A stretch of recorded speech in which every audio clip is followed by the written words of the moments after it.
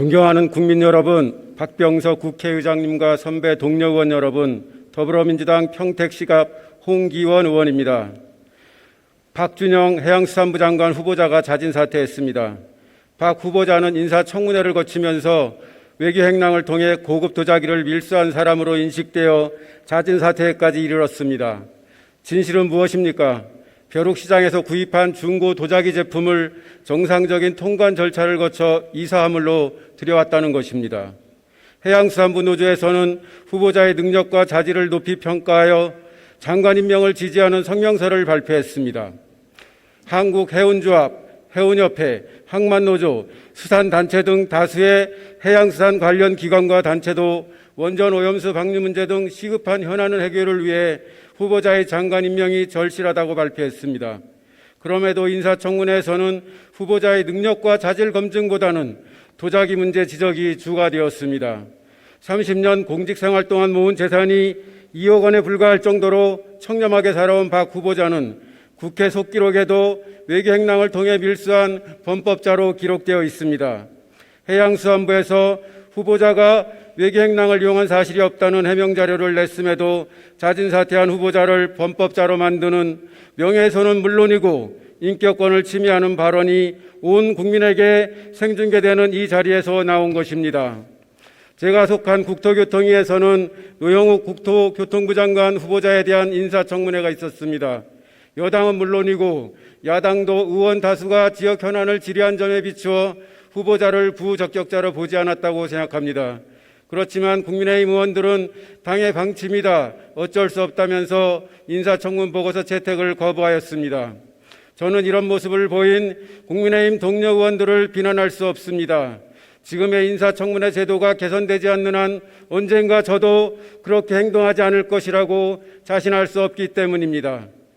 존경하는 선배 동료 의원 여러분, 인사청문회는 대통령이 임명하는 고위공직자의 능력과 자질 검증 책임을 국회에 부여한 제도 아닙니까? 현실은 어떻습니까? 야당은 후보자에 대한 능력과 자질 검증은 뒷전이고 어떻게든 흠집내고 문제가 있는 것처럼 부각시키기 위해 최선을 다합니다. 후보자에 대한 여론이 악화되거나 낙마하면 정부 여당에게 타격이 되고 야당에게 정치적인 이득이 있기 때문입니다. 우리 당이 야당이던 시절에도 비슷한 일이 있었습니다. 2000년 16대 국회에서 인사청문회 제도가 도입된 이후 20년간 단 한 발자국도 앞으로 나아가지 못하고 있습니다.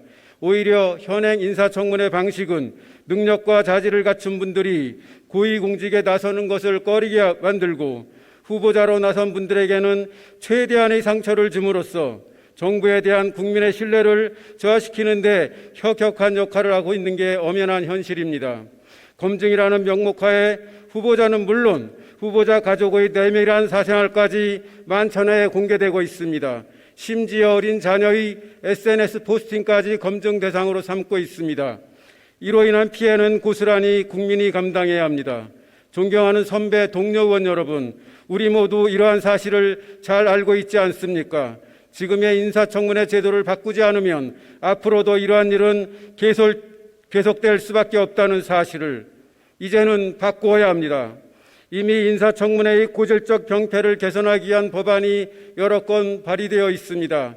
국민의힘 의원들이 여당일 때 발의한 법안과 유사한 내용입니다. 바로 지금이 제도 개선의 골든타임입니다. 문재인 대통령 말씀대로 이번 정권에서는 더 이상 고위공직자 인선 기회가 많지 않습니다. 이번에 개정하면 다음 정부 때부터 적용될 것입니다. 인사청문회 제도를 어떻게 개선하는 것이 좋을지 우리 모두 잘 알고 있지 않습니까? 국민과 국가를 위해 그리고 국회가 주어진 책무를 다할 수 있도록 여야가 힘을 모으기를 간곡히 요청합니다. 경청해 주셔서 감사합니다.